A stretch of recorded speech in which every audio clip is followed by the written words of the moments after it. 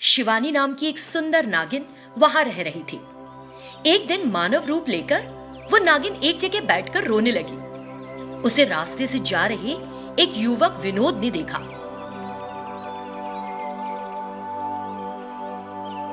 ओ नहीं, वो कौन है, वहां बैठकर रो रही है। इतना सोचकर वो उसके पास गया। सुनो, तुम कौन हो, यहाँ क्यों बैठी हो और रो क्यों रही हो, क्या हो गया? मेरा नाम शिवानी है। जब मैं और मेरे पिता पड़ोस के गांव काम करने जा रहे थे, एक जंगली जानवर ने मेरे पिता को मार डाला और उन्हें खा गया। मैं वहां से भाग आई, लेकिन अब मुझे समझ नहीं आ रहा है कि कहाँ जाऊं। मेरा कोई नहीं है। ओ नहीं, चिंता मत करो। अगर तुम बुरा ना मानो तो तुम मेरे साथ मेरे घर आ सकती हो। मेरे बड़े भाई और भाभी भी मेरे साथ रहते हैं। यदि तुमको ठीक लगे तो आ जाओ। ठीक है, मैं चलती हूँ, मेरा कोई नहीं है। फिर दोनों विनोद के घर गए। घर जाते ही विनोद ने अपनी भाभी को शिवानी के बारे में बताया। ठीक है, उसे यहीं रहने दो, अकेली लड़की है। यदि बाहर रहेगी तो ये बेरहम समाज उसे चैन से जीने कहाँ देगा, यहीं रहने दो। कुछ दिन बीत गए। एक दिन रात में अचानक विनोद का भाई राजेश और उसकी पत्नी विनोद के कमरे में आए। अमृता, लो ये चाकू और उसे फौरन मार डालो। नहीं नहीं, मैं नहीं मारूंगी, तुम मारो उसे। इसी तरह वे एक दूसरे से बातें कर रहे थे। ठीक है, मैं उसे जान से मार डालता हूं। ये कहते हुए जब वो विनोद को मारने वाला था, शिवानी नागिन में बदल गई और वहां आ गई। उसे देखकर राजेश और उसकी पत्नी घबरा गए। रुक क्यों गए तुम लोग? मार दो उसे मार डालो और करोड़ों की सारी संपत्ति के मालिक बन जाओ। यही सोचा है ना? तुम उसके बड़े भाई और भाभी हो जो अपने छोटे भाई को मारने आए हो। अगर किसी को पता चला तो थूकेगा तुम्हारे चेहरे पर। क्या तुमको केवल पैसे से मतलब है? क्या उसका प्यार और आदर तुम्हारे लिए कोई मतलब नहीं रखता? इस पैसे का क्या करोगे? तुम्हारे छोटे भाई ने भी उसी गर्भ से जन्म लिया है जिससे तुमने। फिर भी तुम अपने सगे भाई को क्यों मारना चाहते हो? तुम कौन हो? यहाँ कैसे आ गई? क्यों आई हो यहाँ? मैं कौन हूं? वो फिर उस लड़की में बदल गई। उसे देखकर राजेश बोला, शिवानी, क्या तुम एक नागिन हो? तुम यहाँ क्यों आई हो? क्या चाहती हो? अगर तुमने मुझे सच नहीं बताया तो मैं तुम्हें मार डालूंगा। तुम मुझे नहीं मार सकते। ऐसा कहने से राजेश नाराज हो गया और चाकू से उस पर हमला किया। शिवानी सांप में बदल गई और उसे काट लिया। इससे राजेश जोर से चीखा और मर गया। तभी विनोद जाग गया और इधर उधर देखने लगा। शिवानी को नागिन और उसके भाई को मरा देखकर विनोद को सदमा लगा। ये क्या है? तुम कौन हो? तुमने मेरे भाई को क्यों मारा? क्या हमने जो तुम्हें आश्रय दिया, तुमने उसका एहसान इस तरह चुकाया? कौन हो तुम? यहाँ क्यों आई हो? शिवानी रोने लगी और बोली, विनोद, मैं तुम्हें सब बताती हूँ, बात सुनो। तुम हर दिन जंगल में भगवान शिव के मंदिर में आते हो ना? मैंने तुम्हें वहां देखा था। तुम्हें देखते ही मैं तुम्हें चाहने लगी, लेकिन हमारा विवाह होना असंभव था, इसलिए मैं कभी तुम्हारे पास नहीं आई। एक दिन जब तुम्हारे भाई और भाभी बात कर रहे थे तो मैंने उनकी बातचीत सुनी। हमें विनोद को किसी तरह मारकर सारी संपत्ति हथिया लेनी चाहिए। हाँ, मैं भी सही समय का इंतजार कर रहा हूँ। जब सही समय आएगा तो उसे जिंदा नहीं छोड़ेंगे। इस तरह मैंने उनकी बातचीत सुनी। मैंने सोचा कि मुझे तुम्हें किसी तरह बचाना होगा। फिर मैंने एक लड़की का रूप ले लिया और तुम्हारे रास्ते में बैठकर रोने लगी। जब हम पहली बार मिले थे तो मैंने जो कुछ भी कहा था वो झूठ था। शिवानी की बात सुनकर वो हक्का बक्का रह गया।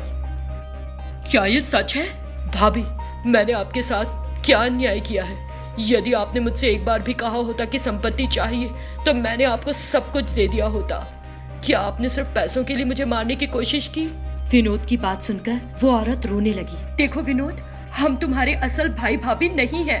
राजेश ने आपके भाई और भाभी को जंगल में स्थित एक पुराने घर के अंदर बंद कर दिया है।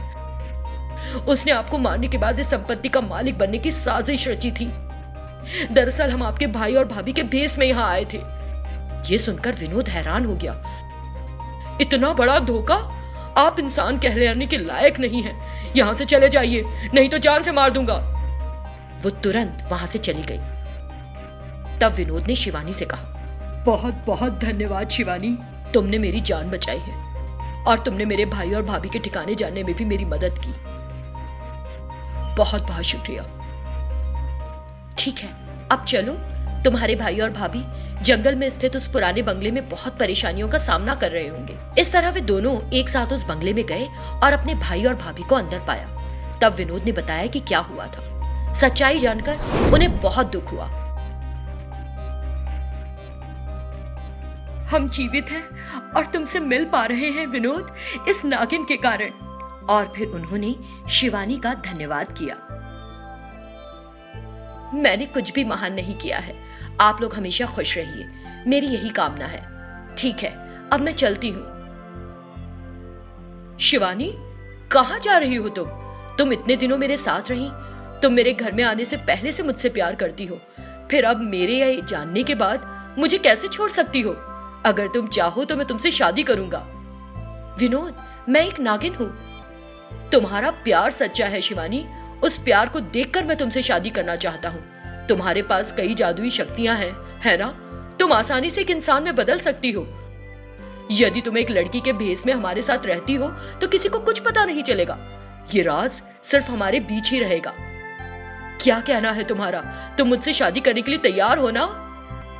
ठीक है विनोद। और फिर विनोद और शिवानी ने शादी कर ली। इस तरह नागिन ने विनोद का प्यार जीत लिया और वे खुशी खुशी रहने लगे।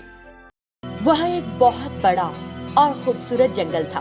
उस जंगल में एक छोटी सी झील थी।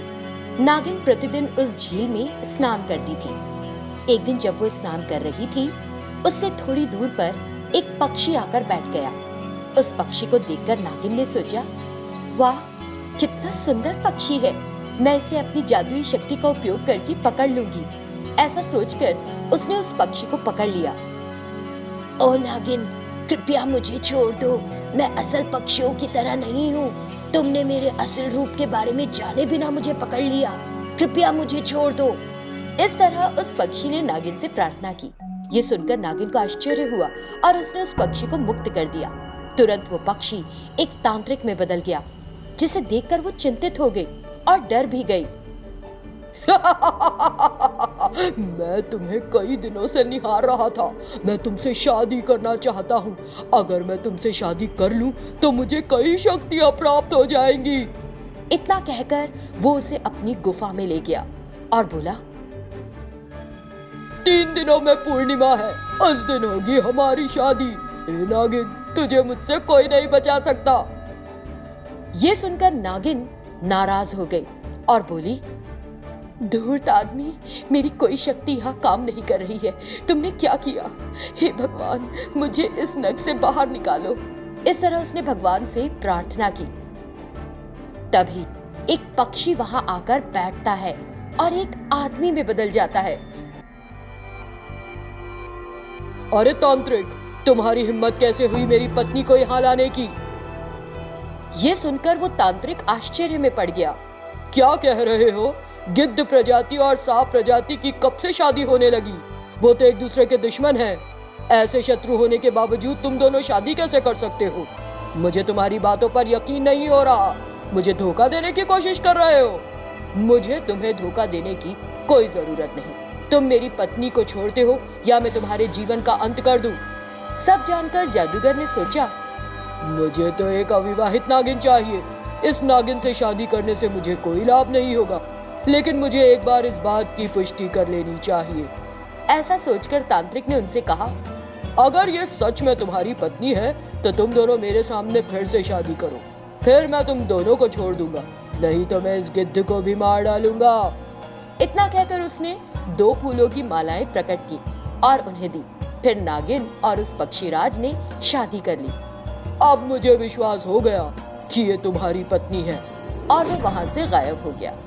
तब नागिन और वो पक्षीराज गुफा से बाहर आए। मैं समझ गई हूँ कि तुमने मुझे बचाने के लिए किया, वजह कुछ भी हो, लेकिन हम दोनों अब विवाह कर चुके हैं और ये नहीं हो सकता। तब पक्षीराज ने कहा, नागिन, परेशान मत हो, मैं बहुत दिनों से सच में तुमसे प्यार कर रहा हूँ, लेकिन क्योंकि हमारी प्रजातियां अलग हैं, मैं अपने प्यार का इजहार नहीं कर सका। उसी समय आकाश में एक दरवाजा खुला और वहां नागराज दिखाई दिए। नागिन, तुम्हारी वजह से हमारी प्रजाति का अपमान हुआ है। क्या तुम एक गिद्ध प्रजाति के व्यक्ति से शादी करोगी जो हमारी दुश्मन है? देखो अब मैं क्या करता हूँ। इतना कहते हुए उसने उसे जलाने के लिए आग फेंकी। तुरंत ही उस आग को रोकने के लिए पक्षीराज नागिन के सामने आ गया और नागिन की बजाय उसके शरीर ने आग पकड़ ली और वो राख में बदल गया। हे नागराज, क्या ये सही है? हमारी प्रजातियां अलग हैं, लेकिन उसका प्यार सच्चा था। उसने मेरी जान बचाकर अपने प्यार को साबित किया। मैं उसके बिना अपना जीवन क्यों जीऊं? मुझे भी मार दीजिए। निर्दयी बनकर किसी को मार देना आपके लिए बहुत आसान है। इतना कहकर वो जोर जोर से रोने लगी। उसकी आंखों में आंसू देखकर नागराज को दया आ गई। ओ नागिन, विलाप न कर। उसने वास्तव में मुझे अपने बलिदान से हरा दिया है। उसका प्रेम वास्तव में सच्चा है। इतना कहते हुए नागराज ने उसे फिर से जीवित कर दिया। तब नागिन और पक्षीराज ने नागराज का धन्यवाद किया। देखो, तुम दोनों के लिए अलग अलग प्रजातियों के रूप में रहना ठीक नहीं होगा। मैं तुमको किसी भी एक प्रजाति में पूरी तरह से बदलने का मौका देता हूँ। तय कर लो किस प्रजाति का बनना है। दोनों ने कुछ देर सोचा और कहा, हे नागराज, हम अपनी प्रजाति की बजाय इंसानों के रूप में जीना पसंद करेंगे। जरूर, ये एक अच्छा निर्णय है। इतना कहकर नागराज ने उन्हें आशीर्वाद दिया और अदृश्य हो गए। नागिन और पक्षीराज इंसानों में बदल गए। फिर वे पास के गांव चले गए और खुशी खुशी रहने लगे।